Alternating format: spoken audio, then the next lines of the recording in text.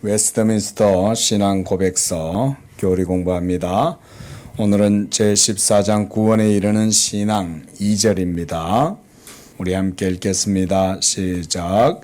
이 믿음으로 말미암아 말씀 안에서 친히 말씀하고 계시는 하나님의 권위를 인하여 말씀 안에 계시되어 있는 것을 기독교인은 참된 것으로 믿으며 그 말씀의 각 구절에 포함되어 있는 내용에 따라 행동하되 명령의 말씀에는 순종하고 경고의 말씀에 대하여서는 떨고 금세와 내세에 대한 하나님의 약속의 말씀은 기꺼이 받아들인다.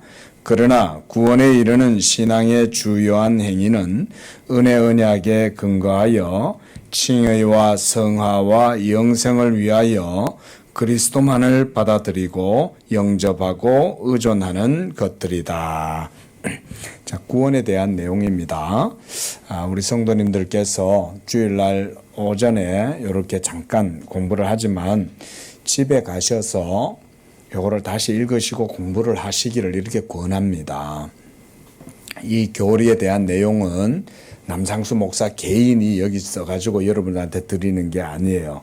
이것은 종교 회의를 통해 가지고 오랜 시간 동안 이것을 다듬고 성경에 맞추어 가지고 그런가 그렇지 않는가 이렇게 성경과 비추어 봐 가지고 이것을 신조로 이렇게 정립을 해 놓은 겁니다.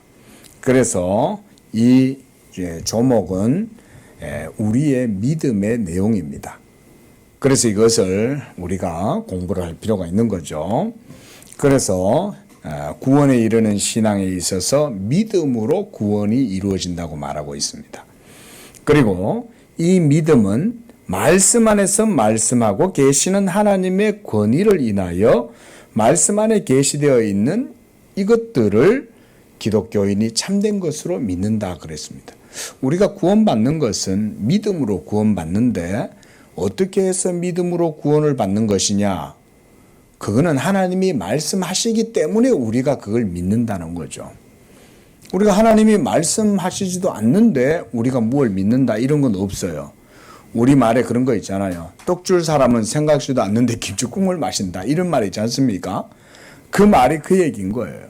하나님이 우리에게 구원의 말씀을 주시지도 않았는데 우리가 믿는다고 그러면 구원받는 거냐? 그건 아니죠.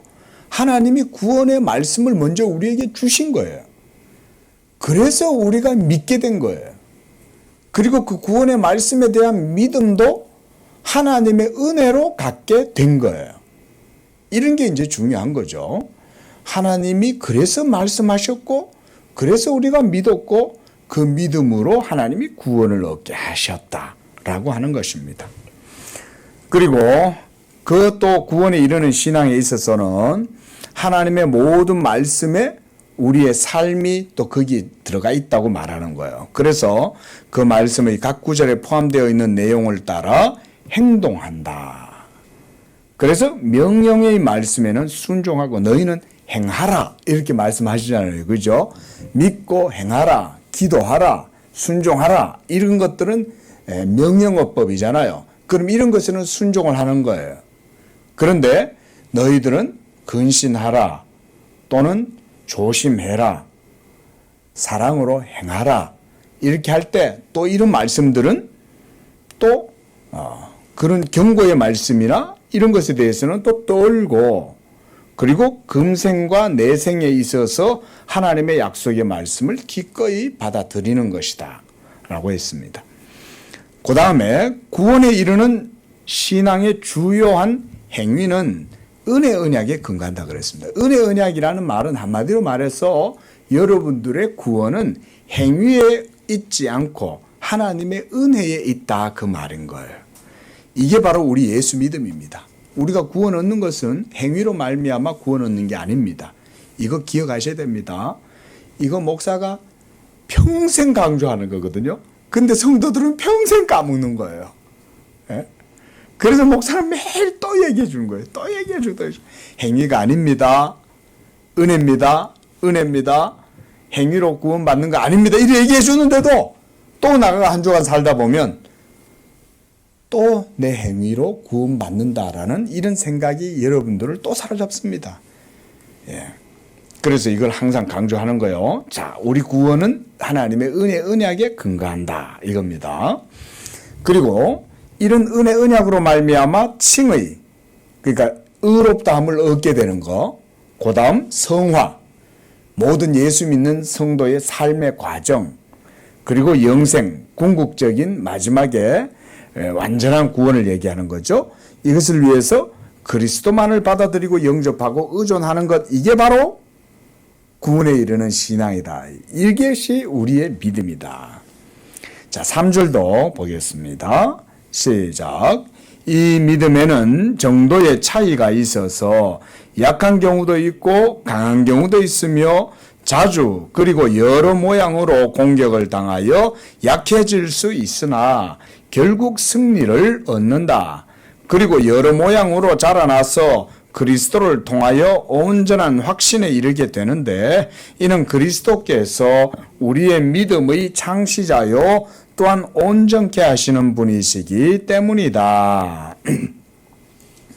그래서 구원에 이르게 되는 것은 믿음으로 구원에 이르게 되죠. 자, 여기서 주의해야 될 것이 바로 3절의 내용인 거예요. 사람들은 무슨 생각하냐면 믿음이 좋은 사람은 구원을 받고 믿음이 약한 사람은 신앙생활 하다가 탈락될 수 있다라는 생각을 가져요. 여러분, 그러면 제가 질문 드려볼게요. 어느 정도까지 믿음이 좋아야 구원 얻을 수 있을까요?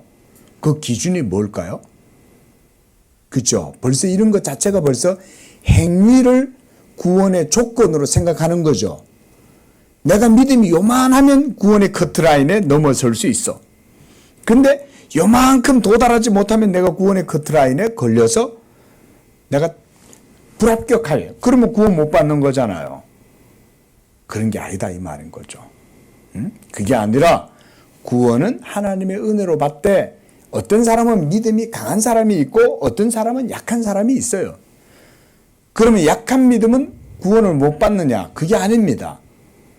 매일 교회 오셔가지고 별로 믿음도 없는 것 같은데 예배 시간에 잠만 자고 뭐 신앙 고백도 뭐 제대로 있는 것 같지도 않고 뭐 평상시에 삶에도 보면 별로 예수 믿는 것 같은 그런 뭐 모습도 안 보이는데 근데 또 교회는 나오고 그래 또 예배 시간에 또 예배도 드리면서 또 잠은 자고 이러시는 거예요. 그런 거 보면 저 사람이 저 구원 받는 거 맞나? 이런 생각이 우리가 들 수 있겠지만 그런 생각을 하면 안 된다는 거죠. 하나님은 그 사람 속에 계신다. 하나님은 그 사람의 연약함도 모두 다 은혜로 다 붙들어 주시고 그의 영혼을 거듭나게 해서 그가 이 세상에서 육신의 장막을 벗을 때에 하나님이 그 영혼을 딱 천국으로 붙들고 인도하신다. 믿으시기 바랍니다. 그래서 큰 믿음이든 적은 믿음이든 강한 믿음이든 약한 믿음이든 모든 믿음은 다 하나님께 속한 거예요. 하나님의 선물이에요. 예? 그러나 하나님께서 이 땅 가운데에서는 목사 같은 믿음도 주시기도 하고 이제 어린아이와 같은 믿음을 주시기도 하고 이렇게 해요. 그러나 하나님의 나라는 믿음으로 이루어지게 하신다. 그래서 그 두 번째 줄에도 보면 자주 그리고 여러 모양으로 공격도 받아요. 그러니까 믿음이 때때로 깨지기도 합니다. 믿음이 때때로 상처를 입기도 합니다. 그래서 심지어 믿음이 실족하기도 합니다. 믿음은. 근데 실족해도 넘어져도 끝까지 망하는 게 아니라 하나님의 택하심을 따라 난 믿음은 다시금 일어납니다. 하나님의 말씀이 역사해서 그의 연약한 믿음을 다시 이렇게 세워주시는 거예요. 그래서 거기도 보면 결국 승리를 얻는다라고 말하는 거예요. 여러분들의 믿음이 여러분에게 달려있지 않기 때문에 그런 거예요. 여러분들의 믿음이 하나님의 은총과 능력에 달려있기 때문에 그런 것입니다. 그리고 여러 모양으로 자라난다 그랬습니다. 그래서 어떤 사람은 이런 모양으로 어떤 사람은 이런 모양으로 여러 믿음의 은사가 다양한 모습으로 드러나는 거예요. 그렇게 해서 교회가 한 몸을 이루는 거예요. 그렇죠. 교회에는 여러 지체가 있는 거예요.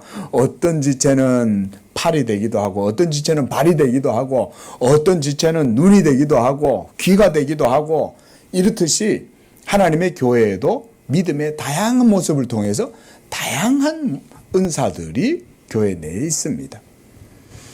이렇게 함으로써 그리스도를 통하여 온전한 확신에 이르게 된다 그랬습니다. 이는 그리스도께서 우리의 믿음의 창시자요 온전케 하시는 분이시기 때문에 그렇다.